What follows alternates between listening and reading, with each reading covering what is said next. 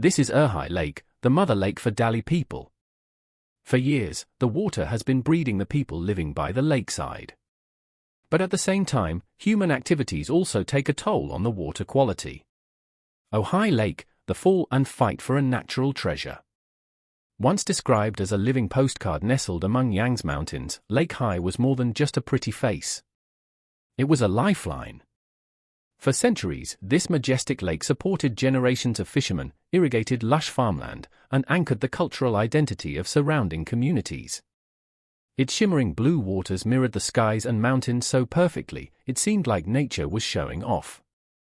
But paradise doesn't stay perfect when pressure mounts. By the late 20th century, Lake Ojai began to suffocate. A toxic blend of booming tourism, agricultural expansion, and unchecked sewage turned a pristine ecosystem into a warning sign. The rise of single-bulb garlic farming, lucrative but intensive, led to excessive pesticide and fertilizer use, while untreated wastewater from towns and tourist resorts flowed into the lake. As a result, algal blooms choked the water, native fish populations dwindled, and biodiversity unraveled. Fishermen turned to desperate, unsustainable methods like electric shocks and banned chemicals to maintain their catch, further damaging the delicate balance. The situation became dire. By the early 2000s, Lake Ojai was on the brink. No longer dead, but barely alive. Murky, foul-smelling water drove away tourists, and locals began feeling the bite of economic loss and health hazards. Despite scattered government efforts, temporary shutdowns of polluting businesses, farming restrictions, the damage was deep and trust between authorities and communities remained fragile. But then hope surfaced, not in the form of sweeping regulations, but through targeted science and local collaboration. In 2006, Professor Kong Hainan and his team from Shanghai Jiang University launched a bold restoration project. They didn't rely on one-size-fits-all answers. Instead, they listened. They studied the lake's watershed, identified pollution sources, and engaged directly with the people who lived off its waters. Fertilizer use was slashed through incentives and education. Wetlands were created to filter runoff naturally. Waste treatment facilities expanded and sewage systems improved across more than 370 villages, processing up to 210,000 cub-m of wastewater daily. A staggering 140,000 metric tons of livestock waste are now collected and treated annually. Nearly 6 billion yuan, close to $890 million, has been funneled into these sustainable systems. But restoring Ojai wasn't just about infrastructure. It was about rekindling respect. Locals learned how their daily choices impacted the lake. Tourists were educated, businesses held accountable. Slowly, the green returned. Not the toxic algae, but reeds, lotuses, and lily pads. Birds once again migrated from Siberia, and fish began to reappear in deeper numbers. Ojai story is not one of defeat. It's one of resilience. Though not yet returned to its original glory, its comeback is a beacon for threatened ecosystems worldwide. This lake, once a vibrant mirror of life, nearly cracked under human pressure. But now, thanks to relentless effort, science, and community resolve, it's beginning to reflect something just as beautiful. Hope Delhi and the delicate dance with nature. For centuries, the people of Delhi lived in quiet harmony with Lake Ojai until ambition outpaced awareness. This wasn't always a story of conflict. For hundreds, maybe thousands of years, generations lived alongside the lake, respecting its rhythms, drawing life from its clear waters, and giving back in return. But like so many places where nature meets modernization, that balance was eventually broken. Can we truly blame the people? Or is it the inevitable price of growth without foresight? Nestled between the soaring sand mountains and the glistening waters of Ojai, Delhi is a city that wears its soul on its sleeve. Its ancient town with narrow cobbled alleys and whitewashed bis-style houses hums with centuries of tradition. You can feel history in the carved wooden doors and floral wall murals. Hear it in the notes of traditional music echoing from hidden courtyards and see it in the vibrant markets and modest temples that dot the town. Even amid modern comforts, shiny shopping centers, busy roads, and urban sprawl, Delhi retains a relaxed pace that feels more like a choice than a consequence. But this charm has come at a cost. As Delhi rose in popularity, tourism exploded and with it a rush of development. Guest houses, hotels, and restaurants sprang up along the lake shore, many without proper sewage systems. Wastewater poured directly into overwhelming its natural defenses. The lake that once reflected the sky began reflecting our environmental negligence instead. Nitrogen and phosphorus levels soared. Algal bloom spread like sickness and the lake's oxygen levels plummeted, taking aquatic life with them. Agriculture played a parallel role in this unraveling. In the quest for higher yields and bigger profits, farmers embraced chemical-heavy methods. Pesticides and fertilizers easily washed into the lake by rain-fueled eutrophication while stripping the land of its integrity. Wetlands, once natural guardians of water purity, were degraded or destroyed. Soil erosion worsened. Sediment clouded the water. And cash crops like garlic only deepened the dependency on chemical input. And yet the story doesn't end in despair. It pivots into hope. In recent years, Hai has begun to reclaim its identity, not by accident, but through determined action. By 2023, the transformation was impossible to ignore. Algal blooms became rare. Fish returned. Water quality improved. Tourists drawn not just by beauty but by the story of revival came back in droves. The people of Delhi once again found pride in their environment. Not only as a scenic backdrop but as a source of life and livelihood. Cleaner water has meant safer food, better health and more sustainable jobs in both farming and tourism. This revival wasn't just ecological. It was personal. Entire communities have felt the ripple effect of renewal. But the work is far from done. Environmental restoration is not a finish line. It's a commitment. The threat of climate change still looms with rising temperatures, altered rainfall, and evaporation patterns disrupting ecosystems. Urban development continues to press against the lake's boundaries. And without continued vigilance, the same mistakes could easily resurface. Hai's journey reminds us that healing is possible but never guaranteed. It demands humility, responsibility, and above all a willingness to listen to the land before it stops speaking to us. The people, the pressure, and the path forward. What makes the story of Delhi and Lake Hai so powerful isn't just the damage, it's the reckoning. This wasn't a faceless crisis. It was personal. Locals watched their childhood fishing spots disappear under green sludge. Farmers saw yield suffer as the lake's health declined. Business owners noticed fewer tourists and felt the weight of regulations. People weren't just bystanders. They were both part of the problem and essential to the solution. There's an irony here. Many of the very practices that fuel Dallas' prosperity, its booming tourism, its cash crop farming, its real estate rush are the same forces that almost destroyed its natural foundation. It's a lesson in short-term gain versus long-term sustainability. Yes, guest houses brought in money. Yes, garlic fields meant exports and economic lift. But at what cost? A lake can only absorb so much waste before it begins to fight back. And fight back it did. The choking algal blooms were more than an eyesore. They were nature's warning signs. Fish began disappearing. Migratory birds found fewer safe havens. Once clear waters became murky and lifeless. The loss wasn't just environmental, it was cultural. For the bee people who have deep spiritual and ancestral ties to the lake, this degradation was a kind of identity crisis. Still, Delhi didn't give up. The city slowly began rewriting its relationship with nature. Restoration wasn't just about installing treatment plants. It was about rethinking how the city lives and grows. Farmers began shifting toward organic and low-impact methods. Wetlands were restored to filter runoff. Stricter rules on lakeside development were enforced, and education campaigns helped people see their role in the lake's future. Today you can ride a bike around Lake Hai and see signs of healing. Birds are returning. Lotus flowers bloom again in the summer sun. The water, once thick with algae, is clearer now. Locals are once more fishing, not with harmful methods, but with traditional ones that respect the lake's limits. The connection between people and place, once fractured, is slowly being rebuilt.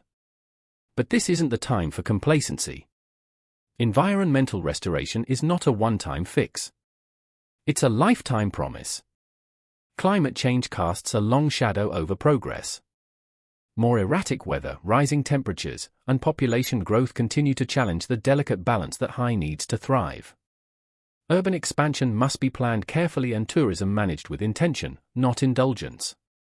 If there's one message Lake Hai sends loud and clear, it's this. Nature remembers. It records every choice we make. The lake doesn't lie. When it thrives, it reflects harmony.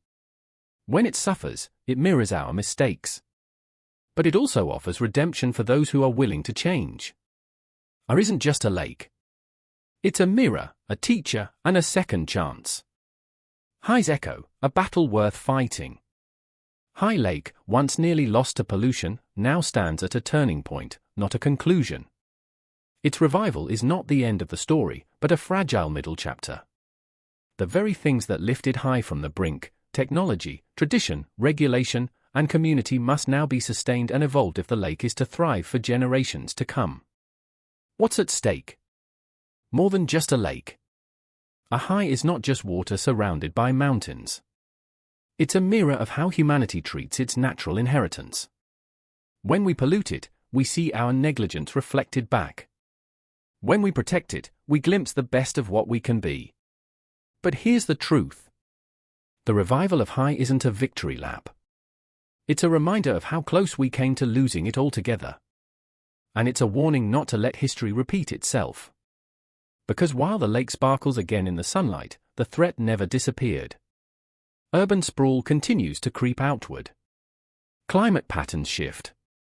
Economic pressures mount. The same forces that once damaged Hai still linger, and they are watching for our next mistake. Complacency is the new danger. What happens when the spotlight fades and the headlines move on? Will funding dry up?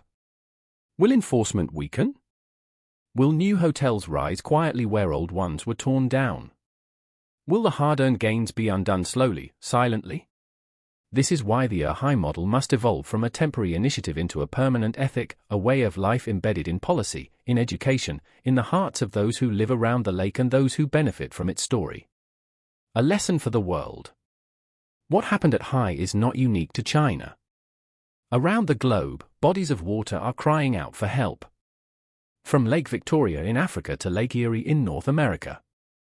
Industrialization, overfishing, agricultural runoff, climate change. It's the same script, different stage. So's transformation isn't just a local achievement. It's a message to the world. We still have time. Time to rethink how we grow. Time to ask if economic progress is worth it when it poisons the water we drink. Time to stop seeing nature as a resource and start seeing it as a partner. Proves that when governments take bold action, when scientists commit for the long haul, and when communities are part of the solution, not just victims of the problem, miracles can happen. But miracles need maintenance. They don't last without vigilance.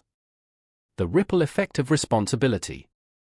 Every small action around now carries weight. A farmer who chooses organic fertilizer. A tourist who respects no waste zones. A school that teaches students about wetland conservation. These ripples become waves. And waves of awareness turn into cultural shifts that protect not just one lake but all lakes. And in that effort, everyone matters. The teacher who explains ecosystems to a curious child. The official who refuses to sign off on another harmful construction project. The traveler who chooses eco-lodges instead of resorts that cut corners. These decisions add up. The future of Hai and lakes like it doesn't rest in the hands of one government, one scientist, or one generation. It belongs to all of us. A final thought. Look at her Hai now. It shimmers again with promise.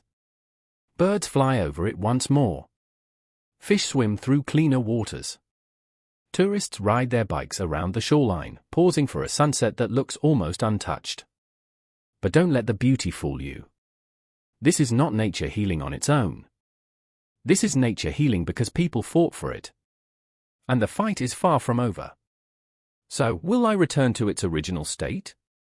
Maybe not exactly, but it can become something even more meaningful. A symbol not just of what we lost, but of how far we're willing to go to get it back. The question is not can we save Hai? It's will we keep choosing to? Progress, after all, can be a double-edged sword. Tourism, which brought attention and income, has also brought strain. Agriculture, which fed communities, also fed the lake with harmful runoff. Restoration is not a one-time cleanup. It is a way of life that must be constantly redefined. That's why it needs more than admiration. It needs protection. The systems already in place, wastewater treatment plants, wetland buffers, stricter farming regulations must be maintained and upgraded. As new environmental threats emerge, especially with climate change altering rainfall and temperature patterns, adaptive strategies must take the lead. Real-time data, scientific research, and local knowledge must all converge to stay ahead of the risks. And yet, infrastructure alone is not enough. The true strength of any environmental recovery lies in its people. The residents of Delhi, the Bai communities, and countless farmers and entrepreneurs along the lake's edge, they are the frontline stewards of future. Their choices, their engagement, and their awareness will shape what comes next.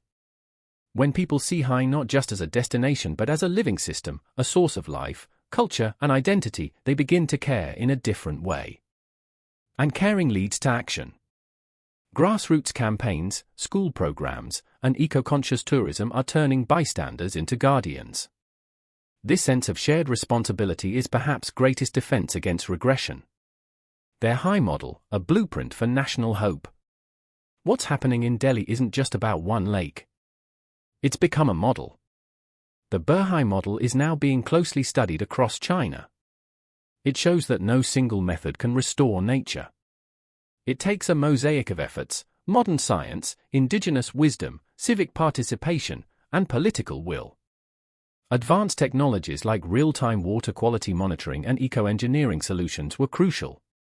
But just as vital was the revival of age-old traditions by fishing methods that avoid over-harvesting, organic farming aligned with lunar cycles, and local storytelling that keeps environmental ethics alive. Even controversial policies like the mass shutdown of lakeside hotels and restaurants proved necessary.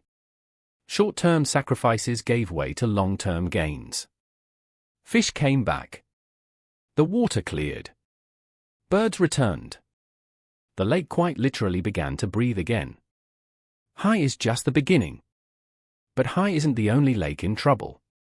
Across China, bodies of water like Jinkai and Taihu continue to suffer under the weight of pollution, industrialization, and weak enforcement.